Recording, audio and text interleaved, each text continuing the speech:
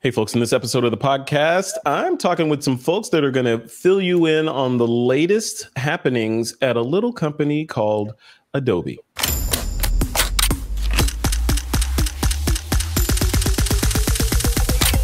This is Twit.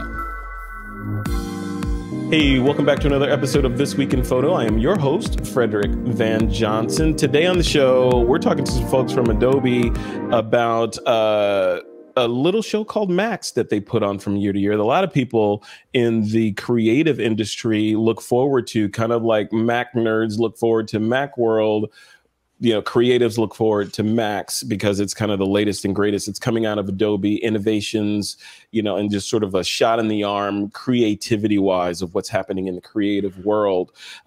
Obviously, this year is a little bit different, and MAX is a little bit different. They're pivoting. I hate to use the word pivot; it's overused this year, but they've restructured the conference into somewhat more of a virtual offering. And I want to get to the bottom of it. I want to understand: is it better? Is it, you know, what's better than being full on physical? Is virtual? Does virtual allow more people to attend? You know, and what are we giving up going virtual? So all those things we're going to answer. So Brittany, Mosquera, and Katrin Eismann are here to talk about this stuff. We're also going to dive into, if we have time, into some topics around Lightroom and understand Lightroom workflows and that cool stuff. So welcome to the show, guys. How you doing? Doing great. Thank you for having us. Great. Thank you. Yeah. No, thank you both for coming on, you know, and this is a Monday afternoon. I know how busy Mondays are for everybody. So thanks for taking the time to do this. I want to have you both introduce yourselves and your individual areas of expertise inside the Adobe ecosystem. Katrin Eismann, we'll start with you. You and I have known each other, you know, for a long time. You know, I won't go into how long, but it's been a long time. But I'm happy to see your face in here. And I was surprised when I saw that you were attached to Adobe. I was like, that's awesome. They need her. So what are you doing at Adobe? Well, first, let me say that, you know, I started with Photoshop before it was released. And even when I was with that beta version of Photoshop, I was like, I want to work with this company. That was over 30 years ago. So hang on to your dreams, because they do come true. And stick in there. I know, I'm tenacious. And due to my photographic writing and educational experience, there was a new project that Adobe was developing that's now in Lightroom. And it's all of the Lightroom tutorials and the discovery edit files, learning and inspiration, all in app that I'm happy to talk about. And that's really what I concentrate on, is working with the community to really share inspiration and information. So I know your official title over there is your product manager for engagement, and I'm really happy to see that you're helping with the education side of that, because, you know, as the interview progresses, as we sort of talked about in the green room, I want to understand, and I want our listeners / viewers to understand that ecosystem, the Lightroom classic ecosystem, and mobile, and how that fits into it, and what they should be using for what. As you know, as an educator, there's a lot of confusion out there around what tools should I use? Much to the effect of people even being, you know, suffering from analysis paralysis. Like, oh, I should use that gear, or should I use that? Should I use this tool, or whatever? So let's get to the bottom of that too in this interview as we progress. Brittany, tell us about you and your expertise over at Adobe. What's your area of responsibility? So I oversee strategy, content, and marketing for Adobe's corporate events, which includes Adobe MAX as well as Adobe Summit. So this year has been a very busy year where we're going all in on virtual events. And so I'm very excited to talk more about what we're doing for MAX. That's cool. That's cool. So MAX, so take us, for the folks that may not have heard of Adobe MAX, right? What was Adobe MAX originally concepted for, and who's the target? So Adobe MAX is the world's largest creativity conference, and typically it has been 3 full days of immersive learning and training and inspiration workshops and a variety of other activities in a physical environment. So we traditionally have appealed to creative professionals across all of the various products that Adobe focuses on. It's also where we traditionally will announce any of our new releases and our latest innovations. Very cool. Very cool. Like I said, so it's kind of like the Mac world, but of the creative world for people that Exactly. for people that like to punish pixels. Max is the place to go. So, I want to dive into a little bit of it. So I tease a little bit that this is a pivot, that word, to virtual for Max. And back in the day when the world was a little bit different a couple of years ago, when Max came about, you'd hear all these awesome stories about the different innovations that were released, and the crowd is just electric, and Adobe pours, it seemed like Adobe poured just a ton of effort and resources into making this like the shining conference on the hill. What has changed, in this sort of COVID era of virtual, or forced virtual? Is it better? Is it different? Is it, what's your perception, and what's the word from Adobe to the world on this new kind of iteration of Max? Yeah, so it's definitely a really exciting time for us to innovate around some of this technology that we have been really strong at showcasing our keynotes in the live stream, but we've never really created a virtual event of this magnitude before. So it is absolutely different and exciting than what we traditionally have done. I think one of the biggest things is that we can completely broaden our audience and our reach globally. So we are anticipating hundreds of thousands of registrations across hundreds of countries. Like, this is a major effort that Adobe is putting into it. And we're actually going to be streaming for 56 hours straight across the 3 days of October 20th through 22nd. And that's only a portion of our content. So the one thing that I would say that is absolutely different is that we have created more content than we ever have for any in-person event. And so this gives any of our audience the opportunity to attend sessions over the course of the 3 days, but also after for what works for them. And we are looking at lots of different regions, so new languages that's being added into the content. I mean, we are really going all in from a global mix of variety of speakers. You know what? And that just to set the stage, I am a huge, even before all this pandemic nonsense happened, I've been a huge fan of distance learning mainly from the perspective of the democratization of education across the planet, right? So in these conferences that happen, usually the people that can come to the conference are the people that have the means, the motive, and the opportunity, right? So you have to be able to travel, you got to be able to get time off, you got to be able to afford the hotels and the meals and all that stuff. And I've always been of the mind that wouldn't it be great if, the kid in, backwoods New Zealand or whatever that could never come out to California, they could still have a version of it to get excited and explore the creative side of what they want to do. So in that light, Brittany, what is this let's say COVID disappears next week. Does Max 2021 revert back to the way of Max 2019? Or do we see an evolution of sort of a hybrid event moving forward? Or will Adobe just lean into virtual and say, hey, this virtual thing was amazing. We don't feel the need to spend all the time and money to build a physical event. What do you think? So we are, from a future perspective, we will absolutely have more hybrid events. Cool. The virtual aspect of it is something that will continue to grow. And even when you talked about the educational aspect and the learning, everyone has a different type of learning and what's available to them and their strengths.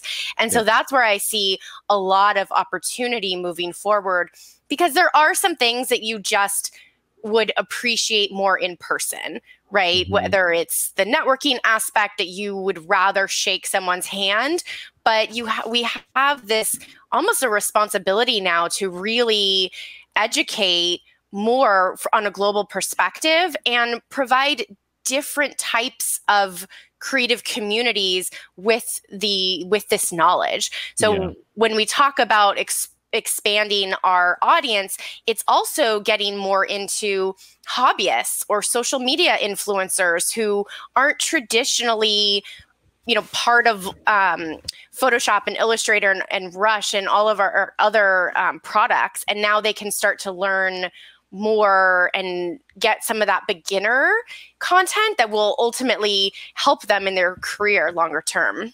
Yeah. I think that's fantastic, and I love that. Adobe and a lot of companies are sort of leading the charge in this sort of virtual push. And my hope as a photographer / content creator is that a lot of the virtual side of it sticks. Because I'd hate to rubber band back to the way it was and then give up all this cool being able to sit in my sweatpants and consume content. That's the way it should be. So no, it's exciting. Hey, Katrin, I want to bring you into the conversation, Katrin. So education, and we talk a little bit in my community, the This Week in Photo community. We talk about Lightroom. Obviously, there's no photographer on the planet doesn't know what Lightroom is, but in my community, there's some confusion around how to use Lightroom best. There's people that just say, what, I'm in Lightroom, it's going to use Lightroom. I've got it pointed at my drive. I import, I edit, I export, boom. And then there are other, what I like to call more progressive photographers that have integrated their phone and their tablets into the workflow. And, they have sort of that ecosystem cloud, local thing going on. From your perspective, what is the correct way? What's the correct way to use Lightroom and the series of products that are Lightroom? What do you think? Well, the answer is yes. I knew you were going to say that. Right. So, and we can understand that it can be confusing. All right. Now, Adobe started with Lightroom Classic when people, when DSLRs got really, high quality and popular. Because before that, remember, we were processing our image through Adobe Bridge and Camera Raw.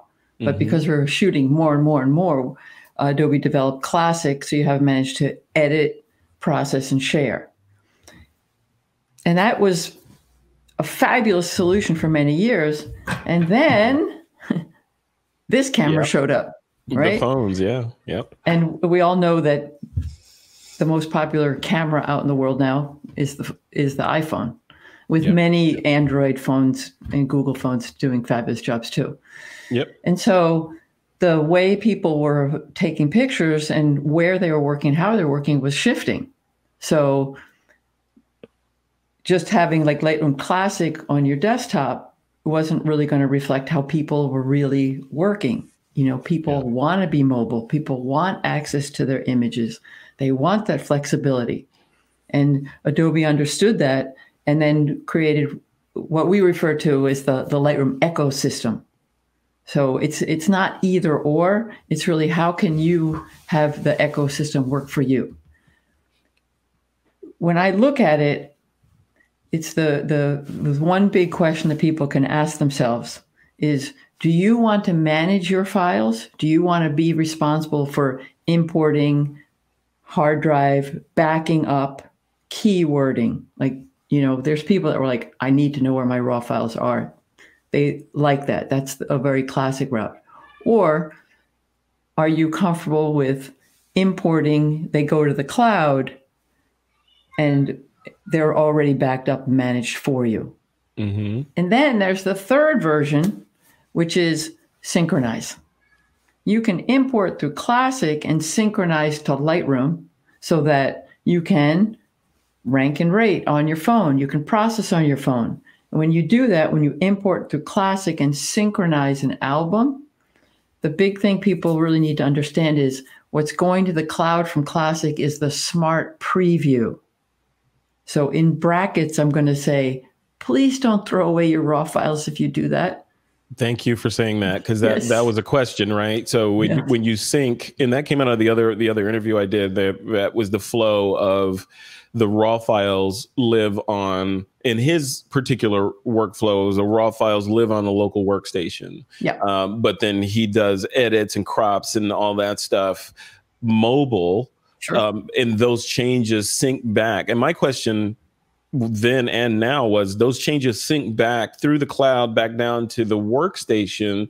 Are the edits accurate? Can they be accurate if you're on a tablet editing and they bounce up to the cloud and back down, and now it's got to pull the real data from the raw file to apply those edits?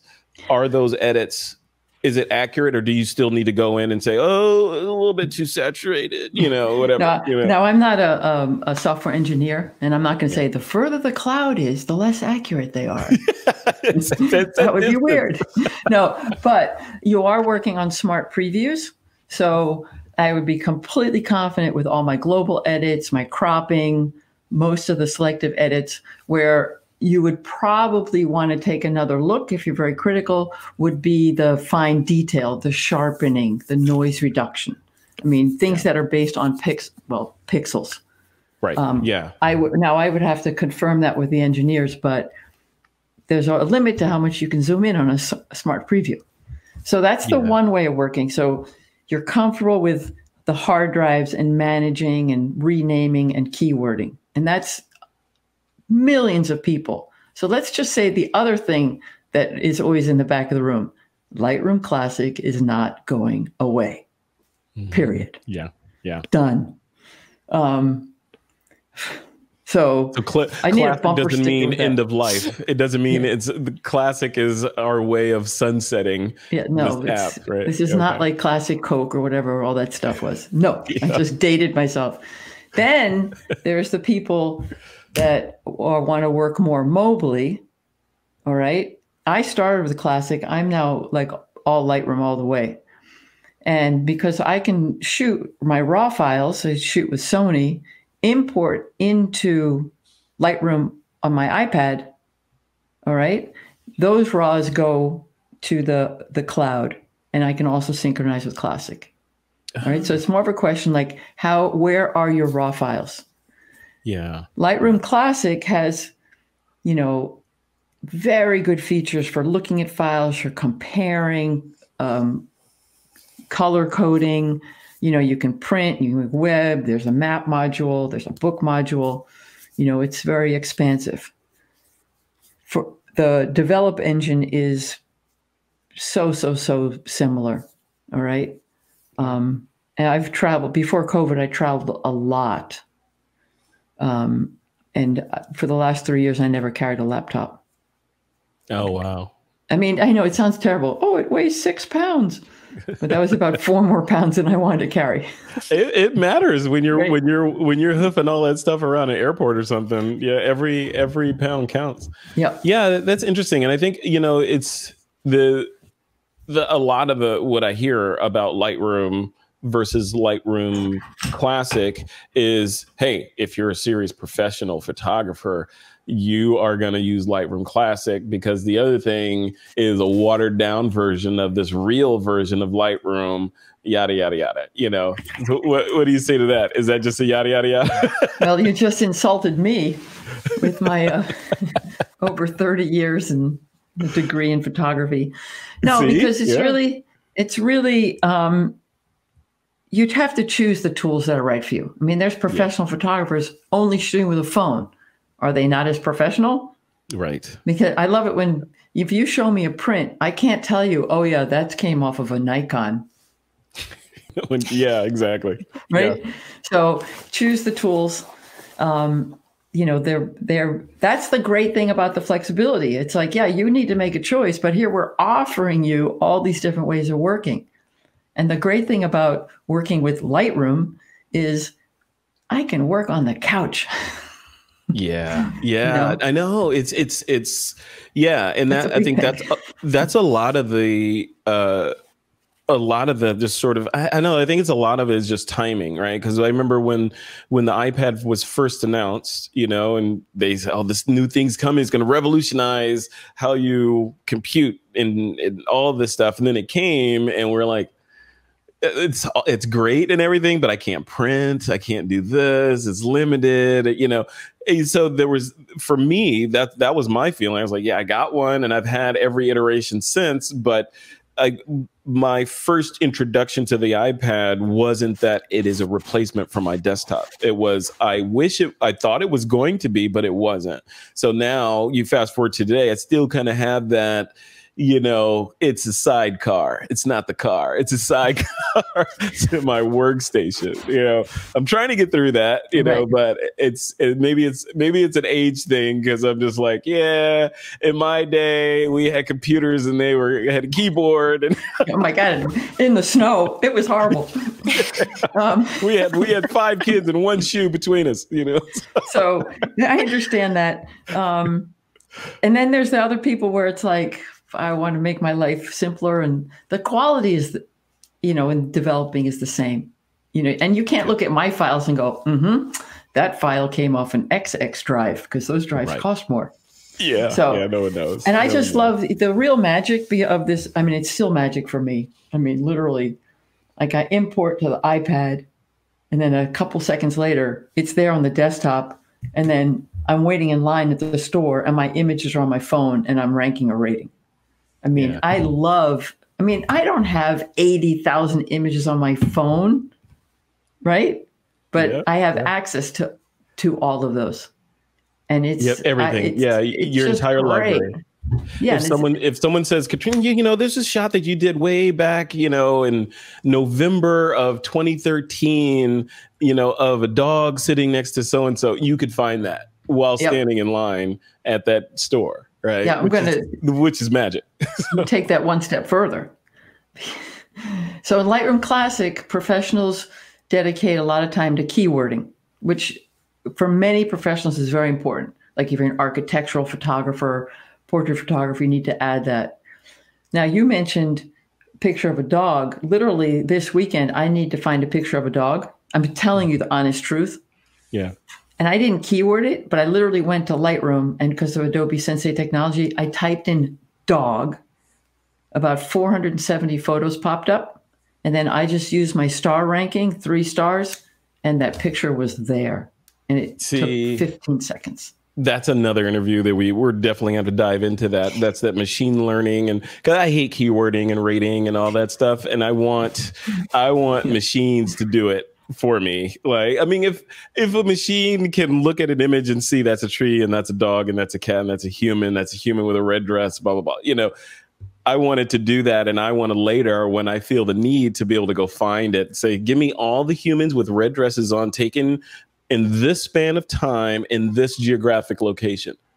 It should have that data, right? Oh, it's not even just data. Well, first of all, that it could recognize what a dog is. I mean, there were pictures lying in dogs, but then I was like, okay, I'm going to push it.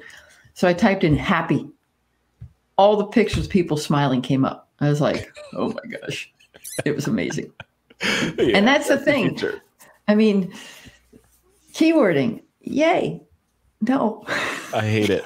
I'm sorry. I hate it. Keywording, I think, Backing up, how about, it was like the analogy is like building folders in Gmail or something, right? And categorizing all your mail and dragging and dropping, all that went away at some point because they're like, the search is so robust, I don't need to categorize it myself. I could just search for, I need the email that I sent to Brittany. Let me go find it. Boom. And it pops up. And then I respond and I'm done. Now, let's just to be, once again, there's lots of photographers that need that keywording.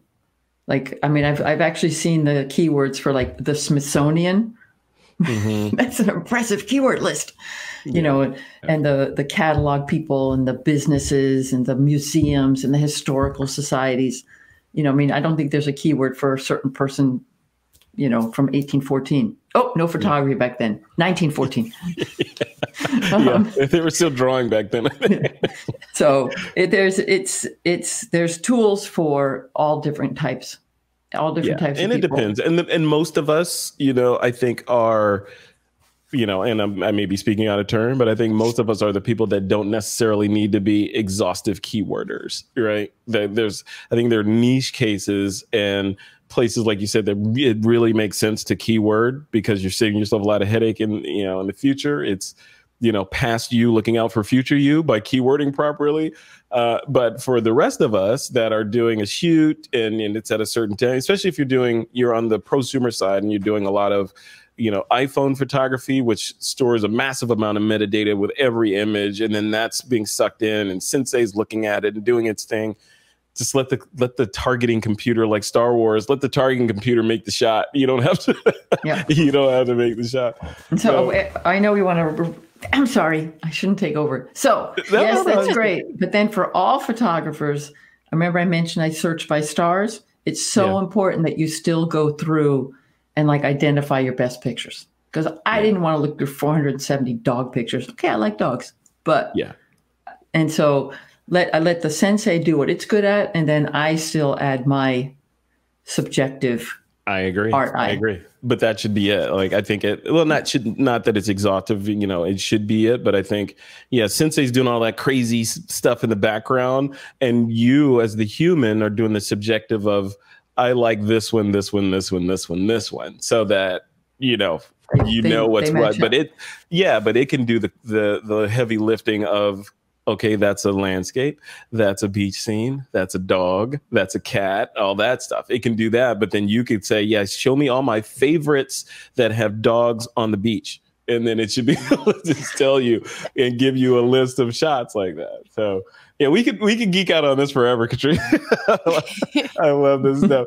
Brittany, I wanna before I lose your, before we run out of time, I want to talk about on the Adobe MAX side of things. We're talking about innovations currently in Lightroom. I know Adobe can't talk about things that aren't released or anything like that haven't been spoken about, but from an educational standpoint and for photographers that are looking to get to the next level with their photography and they're looking at Max as, okay, what's next? Am I going to get all this cool stuff in Lightroom? Is Photoshop now going to make me levitate automatically? Like what can we expect, from a high level at Max in terms of education and, inspiration? Yeah, no, absolutely. So we can't talk about any of the releases around the specific products, but we definitely have so much content for both innovation as well as learning. So for innovation, we have a variety of fantastic luminary speakers. I'm going to kind of give out a preview a little bit because we're still making announcements, but obviously we've already announced that Annie Leibovitz is speaking, but also Mark Seliger and Elise Swopes. And then we have a variety of other filmmakers and artists. So Keanu Reeves, Ava DuVernay, Tyler the Creator, comedians like Chelsea Handler, Nick Offerman, Stanley Tucci. We have Common. Like there are so many great speakers this year. It is incredible. And that is the one an additional positive of making it virtual, because more people are available and they're more open to sharing their learning and their inspiration. So we have a variety of conversations. Some are just going to talk and talk about their journey or something new that they're working on. So absolutely all of the photographers, regardless of who some of these luminary speakers are, they'll learn something incredible from each one. And then we have a specific photography track that will really cover both, everywhere from beginner to advanced type of learning. Katrin is doing her own session in lab, so she could probably talk about that a little bit. But we have so much to offer from both traditional sessions, which will be 30 minutes, and we'll have live chat with some of the other attendees. And then we will also have labs, which will be cut down into smaller 3 session increments so that it's more consumable for people who maybe they don't have a whole day to dedicate to Max, but that content will live on demand after, and they really can take the time to learn when it's best for them. That's great. That's great. And that's what I want to segue into, just a day in the life. Right. So this is all new, and a lot of people are doing, Zoom-based conferences. And I know Adobe has their own platform for distance learning and video conferencing and all that. What does it look like on like for someone that is like, okay, I've been to Max before, but I have no idea what to expect for this version of Max. Speak to those people. What is it going to feel like when they actually show up at the event? Yeah, so I'm just going to talk a little bit about pre-event because I think that's really important to get the most out of your experience during the event. We absolutely recommend that everyone register ahead of time. And the great thing about Max this year, it's completely free. It's free to everyone. So it's a really quick registration, max.adobe.com. And then you have the opportunity to create your custom agenda and schedule the sessions that make the most sense just for your own personal time or for what interests you. During the event, though, we kick off on Tuesday, October 20th at 9 a.m. Pacific with our opening keynote. And that is traditionally where our CEO, Shantanu Narayan, and Scott Belsky will really talk about what our vision is for Adobe, some of the new innovations and the product releases, where the roadmap is going, as well as some really great demos. So people like Terry White, who always have like such innovative, wonderful sessions and demos. It's going to be super exciting. There's also a couple of things in the keynote that I can't announce, but just know that it's definitely going to be a one-of-a-kind experience like only Adobe can do. And then after the keynote on that first day, it's literally 56 hours of content throughout the next 3 days. And it will go around the clock and around the world. So for 8 hours, we will have North America specific content, which will feature some of those luminary speakers like I talked about before. So Annie Leibovitz and Mark Seliger, Russell Brown, any of, some of the other filmmaker type celebrity speakers. And so for 8 hours, we have a variety of that. And then we will move into the APAC region, and APAC will have its own keynote and its own set of sessions. And then Japan will follow. And then we will finish the first 24 hours with EMEA, and EMEA will have a whole additional 8 hours. And then after the first day, we come back to North America and we kick off Sneaks, which is where we show some of the latest innovations coming out of Adobe Labs. And the host this year, or the co-host, will be Chelsea Handler. So it really is exciting. And then we do it for a whole other day until we eventually get through the 3 days. So no matter what time zone you're in, there will always be fresh content for you to view. And then everything is on demand. So if there is a session that was taking place in another time zone that you couldn't make, absolutely everything is on demand for those 3 days. One thing to note that is a lot of the luminary speakers and the celebrity speakers. So someone like Annie Leibovitz, Shepard Fairey, Naomi Harris, Stanley Tucci, like their content will only be available for the 3 days of Max. So that's really important. Wow. And that's what also puts the event apart from, just like an in-person experience. There's only certain things you can get in person. This is some of the content you can only get through the virtual experience. But all of the sessions and the labs and even a good bulk of that 56-hour content will still be on demand. So it is very important to schedule your time ahead of time to maximize. Make sure you see some of those sessions from the creative luminaries that are important to you. And then if there are other sessions and labs that you want to take post-event, it will be on demand.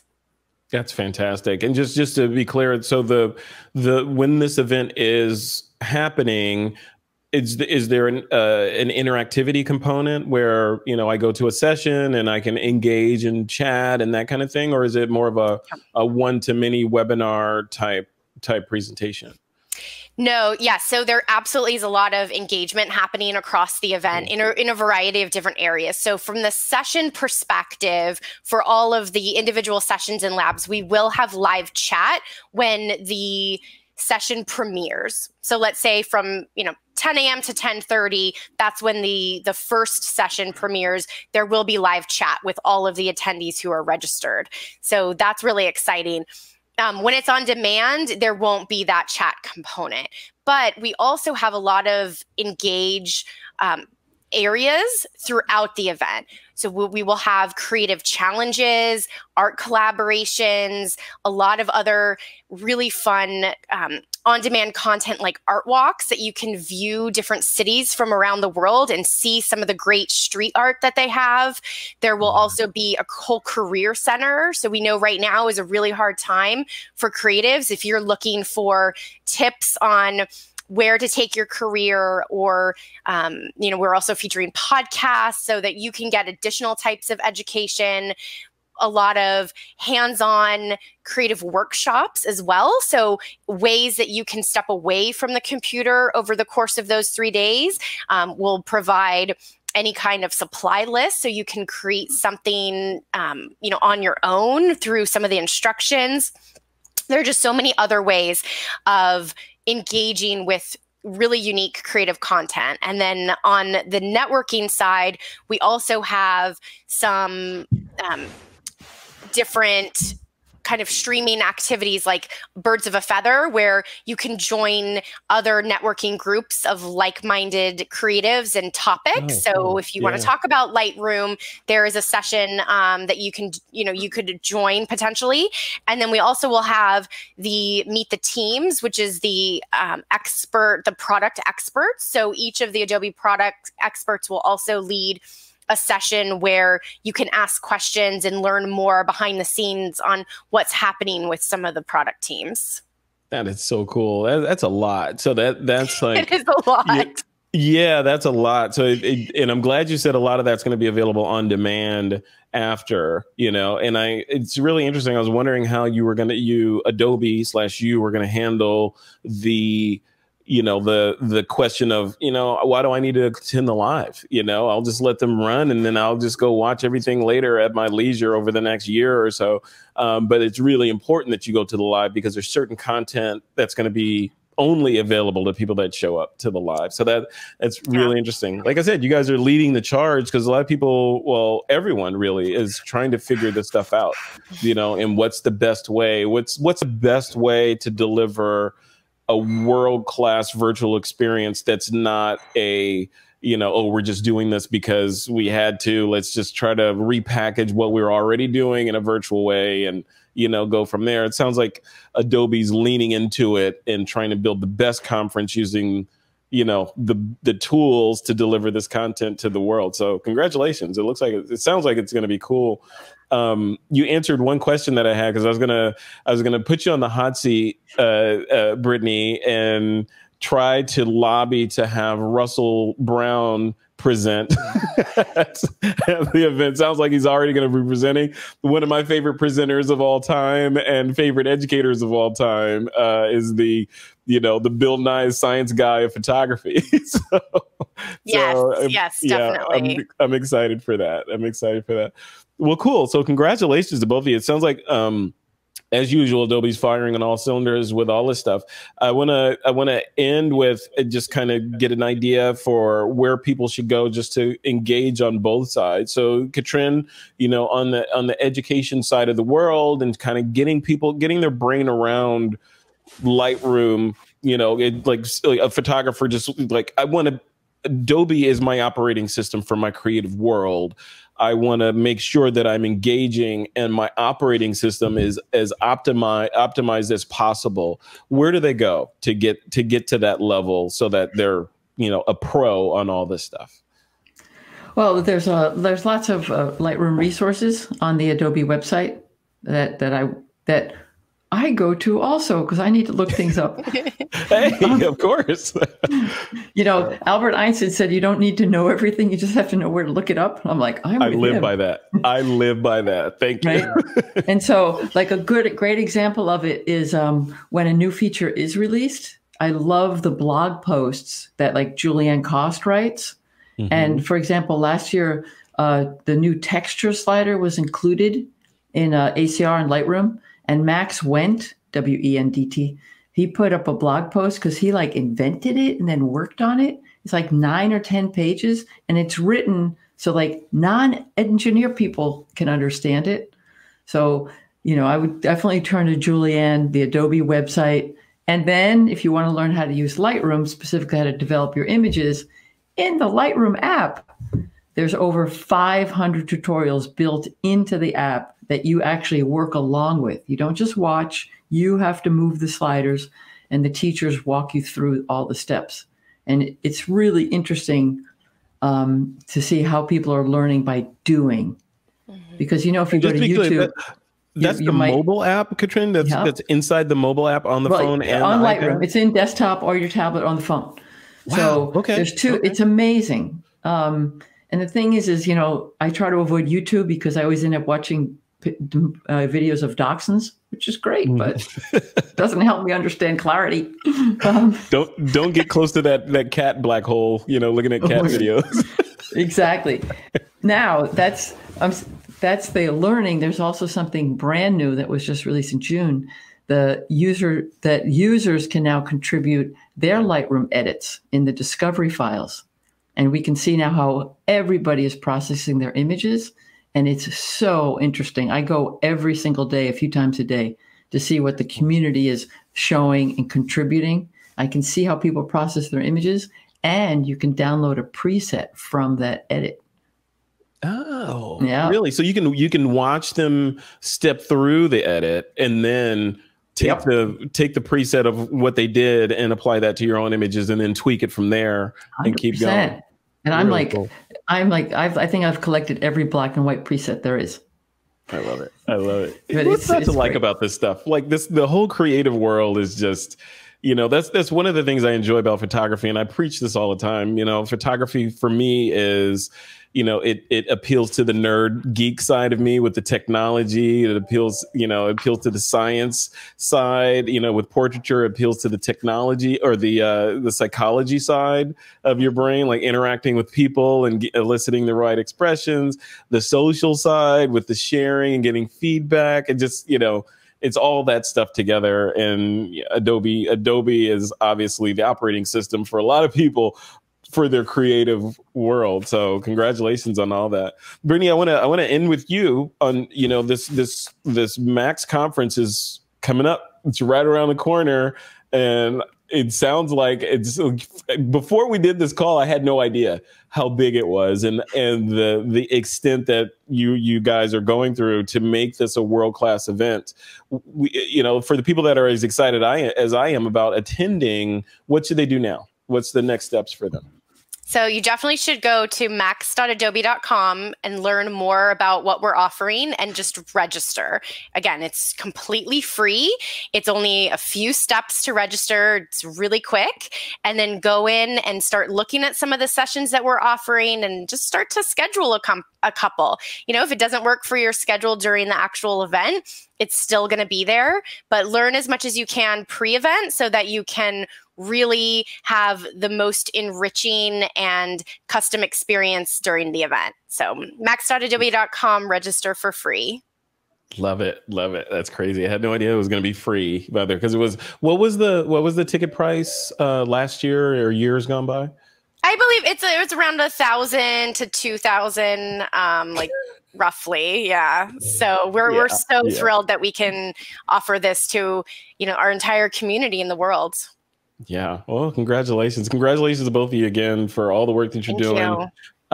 Much successes on the event, Katrin, and much successes on the education and engagement side of the world. And hopefully we'll be able to touch base after the event and do kind of a, you know, how did it go type discussion.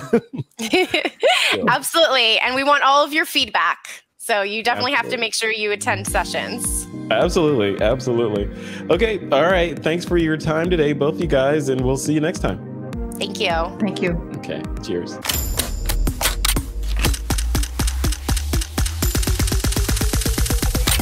This is TWIP.